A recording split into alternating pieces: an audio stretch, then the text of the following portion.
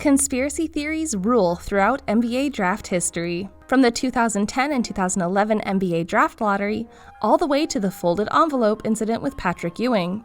The team whose logo is in this envelope will have the first pick in the NBA draft. The NBA's handling of the draft in some years has been sketchy at best, but it's that drama that brings us back to it every year. Maybe the NBA is so maniacally built, while tiptoeing a genius line, to make this kind of drama not only worth it, but actually work. But to be fair, sometimes the NBA's handling of the draft gets overshadowed by something bigger. That something bigger being the player the teams pick. For instance, Jimmer Fredette, who was drafted 10th overall by the Milwaukee Bucks in 2011 and was later traded on draft night to the Sacramento Kings.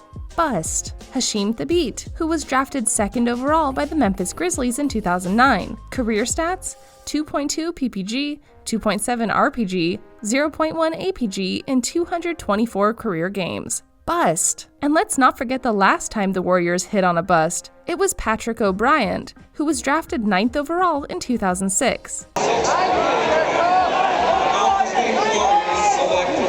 Patrick O'Brien.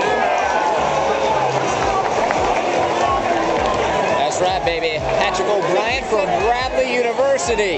In other news, I have to piss like a hot ox. Career stats: 2.1 PPG, 1.4 RPG, 0.3 APG in 90 career games. Bust. The point is that even though a guy looks, smells, and feels like the perfect draft pick, nothing is ever guaranteed. But this isn't just about whether the Golden State Warriors think James Wiseman is worth the top pick, but the NBA thinks so too. Now, even if that was the case, it's hard not to argue against allowing the Dubs to set up easily for another championship run. But then again, you should never mess with fate and create a butterfly effect that no one is ready for. This could become a compelling storyline that people get carried away with. Could the same draft shenanigans be happening this year? Could the NBA not want the Warriors to return to title contention to let some other team or teams get to the ultimate goal? But before we jump in, please remember that if you've enjoyed the video thus far, please remember to hit the like and subscribe button, and make sure to share the video with all your friends and family. Now, let's dive in a bit deeper.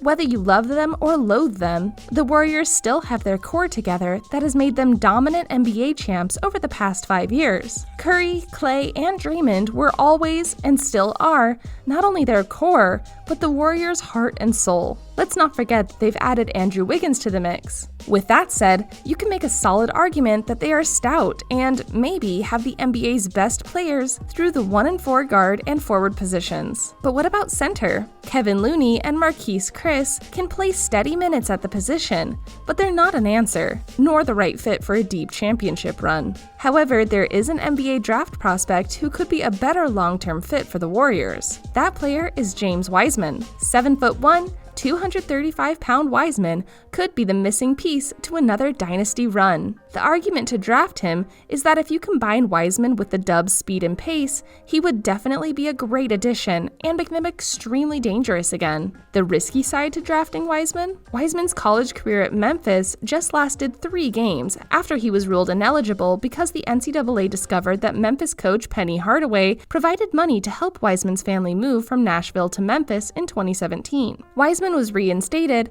but instead of returning to Memphis, he decided to withdraw from school and prepare for the NBA draft. In those 3 games, Wiseman averaged 19.7 points, 10.7 rebounds, and 3 blocks in 23 minutes. Wiseman isn't a perfect prospect, and to be fair, no one ever is, and there will always be questions surrounding the young player, such as, will he lack intensity?